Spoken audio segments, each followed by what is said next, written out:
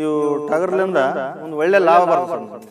ಈಗ 5,000 ಒಂದು ಮರಿ ಸುಮಾರು 14-15,000 ಅಂದರೆ ಯಾವ ಒಂದು ಬಿಸ್ನೆಸ್ ಅಲ್ಲಿ ಇಲ್ಲ ಸರ್. ಎಷ್ಟು ಲಾಭ ಅನಿಸ್ತದೆ ನನಗನ್ನಿಸ್ತದೆ. Profit double. ಈಗ ಎಲ್ಲೆಲ್ಲಿ ಯಾವ ಕಾಂಟ್ರಾಕ್ಟ್ ಮಾಡಿದ್ರೆ ಎಲ್ಲ ಅನುಭವದಿಂದ ಹೇಳ್ತಾರೆ, ಅದರಲ್ಲಿ ಏನೇನಿಲ್ಲ. ನಮ್ಮ ಮನೆ ಸರ್, ನಮ್ಮ ಅತ್ತೆ, ನಮ್ಮ ಮಾವ, ನಾನು ಸರ್ ಮೂವರೇ ಮಾಡ್ತೀವಿ. ಮೂವರೇ ಹೊಲದಾಗ ಸರ್ ಒಂದು ಅರ್ಧ ಎಕರೆ ಹುಲ್ಲು ಹಾಕಿನಿ ರೀ. ಒಂದು ಮೆಂತ್ಯ ಸೊಪ್ಪು ಅಂತ ಹಾಕಿನಿ, ಒಂದೊಂದು ಹುಲ್ಲಾಗಿಂತ ಹಾಕಿನಿ ಸರ್, ಗಡಿಕೆ ಹುಲ್ಲು. ಆ ಹುಲ್ಲು ಟಗರು ತಿಂತಾವೆ ಸರ್. ಕೋಳಿಗೆ ಕಾಳು ಹಾಕ್ತೀವಿ, ಅದೆಲ್ಲ ಕುಲ್ಲ ಅಡ್ಡಾಡ್ತಾವೆ ಸರ್ ಅಡವ್ಯಾಗ. ಇವು ಕಾಳು ಊಟ್ರಿಗೆ ಹಾಕ್ತೀವಿ, ಹಂಗೆ ಹುಳ ಉಪ್ಪಿಟ್ಟು ತಿಂತಾವೆ ರೀ. ಜೊತೆಗೆ ಅವಂತೂ ಜಾಲೆಕಾಯಿ ಮತ್ತು ಹುಲ್ಲು ಔಟ್ರಿಗೆ ಸಜ್ಜ ರಾತ್ರಿನ ಸಜ್ಜೆ ಹಾಕ್ತೀನಿ ರೀ.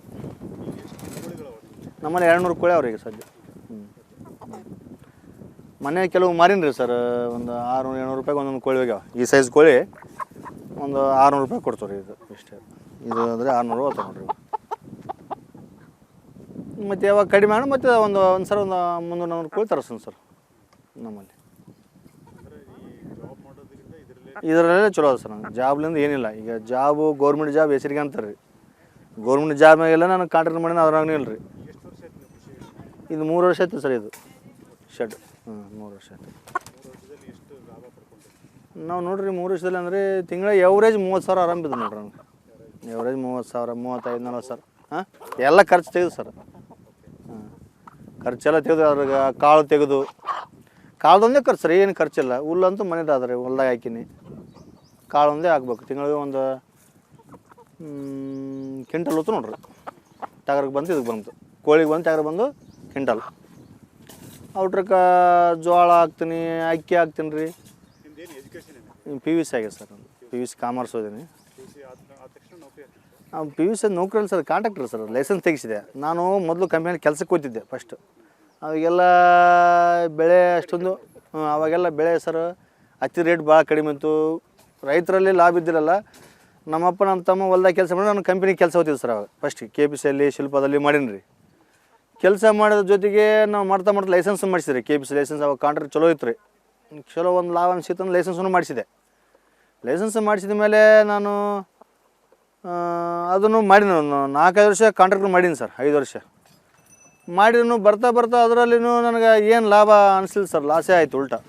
ಯಾಕಂದರೆ ಅಲ್ಲಿ ಟೆಂಡರ್ ಕರೆಯೋದು ಒಂದು, ಇಲ್ಲಿ ಕೆಲಸ ಇರೋದು ಜಾಸ್ತಿ. ಕಾಂಪಿಟೇಷನ್ ಅವಾಗ ಕಾಂಟ್ರಾಕ್ಟ್ಗಳು ಕಾಂಪಿಟೇಷನ್ ಬರ್ತಾರೆ. ಈಗ SR ರೇಟ್ ನೋಡಿ ಅವರು MD ಸರ್ ಬಂದು ಎಲ್ಲ ಕಡಿಮೆ ಮಾಡಿಟ್ರು. ಈ 20 ಲಕ್ಷದ 10 ಲಕ್ಷ ಕರೆಕಾಯ್ತಾರೆ. ನಾವು ಹೆಂಗೆ ಮಾಡ್ಬೇಕು ರೀ 20 ಲಕ್ಷ ಕೆಲಸ? ಹಾಗಾಗಿ ಇನ್ನೂ ಹೆಚ್ಚುತ್ತಾ ಒಂದು 50 ಇದು ಒಂದು ಟಗರಕ್ಕೆ ಒಂದು 50 ಅಲ್ಲ 60 ಟಗರ ಮಾಡ್ಬೇಕಂತ ಮಾಡೀನಿ ರೀ. ಕೋಳಿಗೆ ಒಂದು ಸಪ್ರೇಟ್ ಸೆಡ್ ಹಾಕಿ ಅದನ್ನು ಮಾಡ್ಬೇಕಂತ ಮಾಡೀನಿ ರೀ. ಕೋಳಿ ಒಂದು 500 ಕೋಳಿ ತನಕ ಕೋಳಿ ಮತ್ತಿದು. ಅಂದರೆ ಇದರಲ್ಲಿ ಏನೋ ಜಾಸ್ತಿ ಮನುಷ್ಯಗೆ ಶ್ರಮ ಇಲ್ಲ ಸರ್. ಅವೇ ಟಗರ ಮೇಯ್ತಾವೆ, ಕೋಳಿ ಮೇಯ್ತಾವೆ.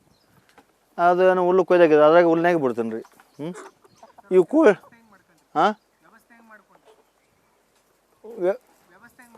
ವ್ಯವಸ್ಥೆ ಸರ್.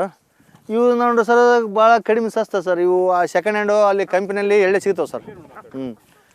ಈಗ YTPSನಲ್ಲಿ ಲೇಬರ್ ಕಾಲೋನಿ ಶೆಡ್ ಖಾಲಿ ಐತ್ರಿ ಅವ್ರದ್ದು. ಅವು ಸೆಕೆಂಡ್ ಹ್ಯಾಂಡ್ ಎಳ್ಳೆ ಸಿಕ್ಕರು ನಮ್ಗೆ ಸಸ್ತಾಗ. ಒಂದು ಯಾಕಂದರೆ 4-5 ರೂಪಾಯಿದಾಗ ಒಂದು ಎಳ್ಳೆ. ಅದೇ ಫ್ರೆಶ್ ತಗೊಂಡ್ರೆ 15 ರೂಪಾಯಿಗೆ ಎಳ್ಳೆ ಇರ್ತವ್ರೆ. ಹಂಗೆ ಒಂದು 4 ರೂಪಾಯಿ ಲೆಕ್ಕ ಒಂದು ಎಳ್ಳೆ ಒಂದು ಸುಮಾರು ಒಂದು 2,000 ಎಳ್ಳೆ ತರಿಸೀನಿ ಸರ್. 2,000ದಾಗ ಇದ್ರಾಗ ಕಡಿಮೆ ಆಗ್ಯಾವ ರೀ ಶೆಡ್ಡಿಗೆ. ಸುಮಾರು ಒಂದು 1,000 ಎಳ್ಳೆ ಹೋಗ್ಯಾವ ಸೆಕೆಂಡ್ ಹ್ಯಾಂಡ್ದಾಗ. ಮತ್ತು ನಮ್ಗೆ ಇದು ಟೀನು ತಗೊಂಡು ಬಂದೀವಿ ರೀ. ಮತ್ತು ಪೈಪು ಒಂದು 70-80 ಸಾವಿರದಾಗ ನಾವು ಶೆಡ್ ರೆಡಿ ಮಾಡ್ಕೊಂಡಿದ್ವಿ. ಏನು ಸರ್ ಸೈಜ್ ಸರ್ 21 ಅಡ್ಡ ಅದ ರೀ, 32 ಉದ್ದ ಅದ ರೀ. ಲಕ್ಷಾಂತರ ರೂಪಾಯಿ ಮಾಡಿದಾಗ ಅರ್ಥ ಇಲ್ಲ ಸರ್. ಅದು ಹೈಟ್ ಮಾಡಿ ಅದೆಲ್ಲ ಕಾಲು ಸಿಗಿಬೆದ್ದು ಕಾಲು ಮುರ್ಕೊಂಡವ ಸರ್ ಟಗರ. ಅದ್ರಲ್ಲಿಂದ ನನಗೆ ನಮ್ಮ ಮಗ್ಳು ಇನ್ನೊಂದು ಶೆಡ್ ಅದ ರೀ ಊರಾಗ, ಮುಸ್ಲಿಮ್ರಂತ ಶೆಡ್ ಹಾಕಿರೋರು. ಅವು ಏನು ಮಾಡ್ತವೆ ಸರ್, ಅಲ್ಲಿಗ್ಯಾಗ ಕಾಲು ಸಿಗಿಬಿದ್ದು ಕಾಲು ಮುರಿದು ಟಗರ ಸಾಯೋ ಚಾನ್ಸ್ ಭಾಳ ಇತ್ತು ಸರ್. ಹಂಗೆ ನಾನು ನೆಲದ ಮೇಲೆ ಮಾಡೀನಿ ರೀ. ಕಡಿಮೆ ಖರ್ಚಿನಲ್ಲಿ ನೆಲದ ಮೇಲೆ ನನಗೆ ಸೇಫ್ ಅನಿಸ್ತದೆ ರೀ ಟಗರಕ್ಕೆ. ಹಂಗಾಗಿ ನಾನು ಇದೇ ಒಂದು ಕಡಿಮೆ ಖರ್ಚಿನಲ್ಲಿ ಈಗ ಮೊಹರಮ್ ಹಾಕ್ತೀವಿ ಸರ್. ಲೆವೆಲ್ ಆಗ್ತದೆ, ಇದನ್ನ ಆಗ್ತದೆ ನೋಡಿರಿ. ಮೊದಲು ಹಾಕಿದ್ನಿ ರೀ, ಅದು ಮತ್ತೇನಾಯ್ತು ಅಂದರೆ ತೆಗ್ಬೋತಾವೆ ಸರ್.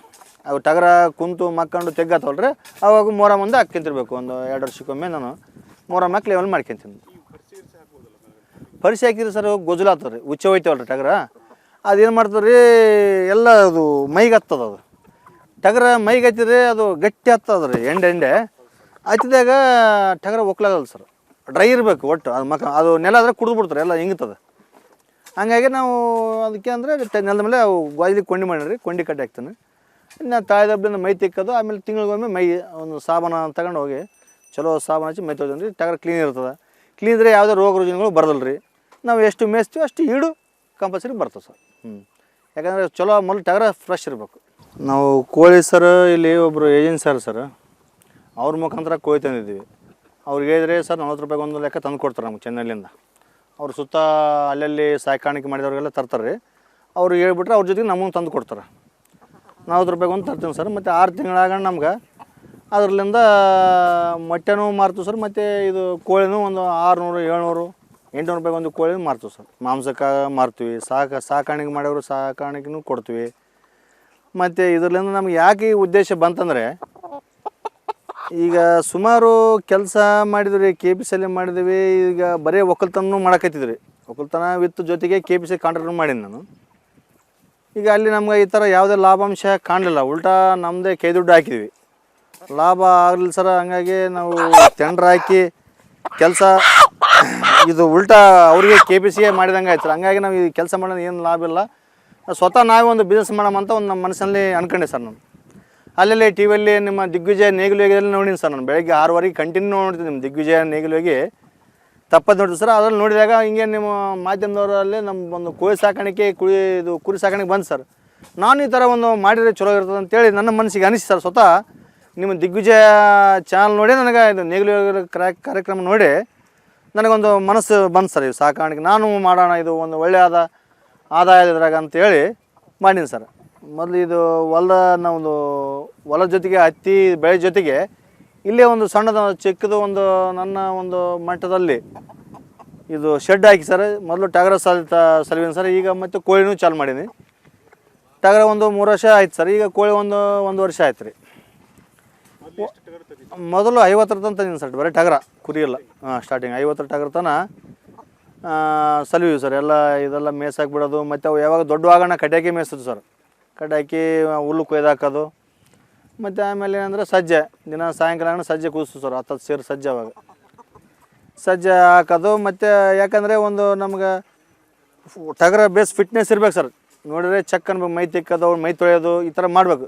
ನೀಟಿಟ್ಟರೆ ನಮ್ಗೆ ಈಗ ಕಸ್ಟಮರ್ ಬಂದಾಗ ಒಂದು ಒಳ್ಳೆ ಯಾರನ್ನು ನಮ್ಮ ದೇವರು ಮಾಡೋರು, ಜಾತ್ರೆ ಮಾಡೋರು ಟಗರ ಬೇಕಾಗ್ತಾವೆ ಸರ್. ನಮ್ಮ ಹಳ್ಳಿಯಾಗ ಜಾತ್ರೆಗಳಲ್ಲಿ ಟಗರ ಮಾರಮ್ಮ ಜಾತ್ರೆಗೆ ಹಂಗೆ ಅಂತೇಳಿ ಟಗರೇ ಮಾಡ್ತಾವೆ ಸರ್. ಅಂಥ ಟೈಮ್ನಾಗ ನಾವು ಟಗರ ಚಲೋ ಇಟ್ಕೋಬೇಕು, ನೋಡಿದ್ರೆ ಚೆಕ್ ಅನ್ಬೇಕು ಸರ್. ಅದು ಹಂಗೆ ಅದಾಗ ಗಿರಾಕಿ ಸುಮ್ಮನೆ ನಮ್ಮಲ್ಲಿಗೆ ಹೊಡಿಬರ್ತಾವೆ. ಒಳ್ಳೆ ಒಂದು ಕ್ವಾಲಿಟಿ ಆದಂತೇಳಿ ಅವರು ಬಂದುಬಿಡ್ತಾರೆ ಸರ್. ಒಂದು ಟಗರ ನೋಡಿ ಸರ್ ನಾನು 15-16 ಸಾವಿರ, ಒಂದು ಸಲ 20 ದೊಡ್ಡವಿದ್ದರೆ ಸರ್ ಒಂದು ವರ್ಷ ಮೇಷಿನ ಅವಾಗ 20-25 ಸಾವಿರ ಸರ್. ಈಗ ಒಂದು ಯಾಕಂದರೆ ಮೀಡಿಯಮ್ ಅವ 14-15 ಸಾವಿರ ಹೋಗ್ತಾವೆ ಸರ್. ಒಂದು ಟಗರಿಗೆ ನೋಡ್ರಿ 2-2.5 ಸಾವಿರ ಖರ್ಚು ಆಗ್ತದೆ. 6 ತಿಂಗಳು 7 ತಿಂಗಳು ಅಷ್ಟು ಮಾಡ್ತೀನಿ. ಏನು 6-7 ತಿಂಗಳದಾಗ ನಾನು ಟಗರ ಮಾರಿಬಿಡ್ತೀನಿ ಸರ್. ಮತ್ತೆ ತರ್ತೀನಿ ಎಲ್ಲ ಕಾಲೆಗಣ ಮತ್ತೆ ಒಂದು ಬಿಡ್ತಾರದು. ಈ ಥರ ಮಾಡಿ ಇದು ಮಾಡ್ತೀನಿ ಸರ್. ಕೋಳಿ ಅಂತೂ ಸರ್ ಕೋಳಿ 6 ತಿಂಗಳ ತನಕ ತತ್ತಿಡ ಹಿಡ್ಕೊಂಡಿನಿ ಸರ್. ಹುಂಜುಗಳು ಯಾರನ್ನು ಮಾಂಸ ಕೇಳಿದ್ರೆ ಹುಂಜುಗಳು ಕೊಡ್ತೀನಿ. ಮತ್ತು ತತ್ತಿನೂ ದಿನ ತತ್ತಿಗೆ ಬರ್ತದೆ ಸರ್. ನಮ್ಮಲ್ಲಿ ತತ್ತಿನೂ ಕೊಟ್ಬಿಡ್ತೀನಿ ಅವ್ರಿಗೆ. ಇನ್ನು ತತ್ತಿನೂ ಮಾರ್ತೀನಿ ಸರ್. ಮಾಂಸಕ್ಕೆ ಕೋಳಿನೂ ಮಾರ್ತೀನಿ, ಯಾರನ್ನ ಸಲಹೋಕ್ಕೂ ಮಾರ್ತೀನಿ, ಮತ್ತು ಮಾಂಸ ತಿನ್ನೋಕ್ಕೂ ಮಾರ್ತೀನಿ. ದಿನ ಒಂದು 150 ಇರ್ತಾವೆ ರೀ. ಒಂದು 100 ತತ್ತಿ ಹೋಗ್ತಾವೆ ರೀ ನಮ್ಮಲ್ಲಿ. 100 ತತ್ತಿ ಕೊಡ್ತೀನಿ ರೀ. 50 ಉಳಿದ್ರೆ ಅಲ್ಲೆಲ್ಲ ಅಂಗಡಿ ಕಿರಾಣಿ ಅಂಗಡಿಗೆ ಕೊಡ್ತೀನಿ ರೀ. ಅವ್ರು ಕಿರಾಣಿ ಅಂಗಡಿಯಲ್ಲಿ ಇಂದ ನಮ್ಮ ಯಾರನ್ನ ಬೇಕಿತ್ತು ತಗೊಂಡು ತಿಂತಾರೆ ರೀ.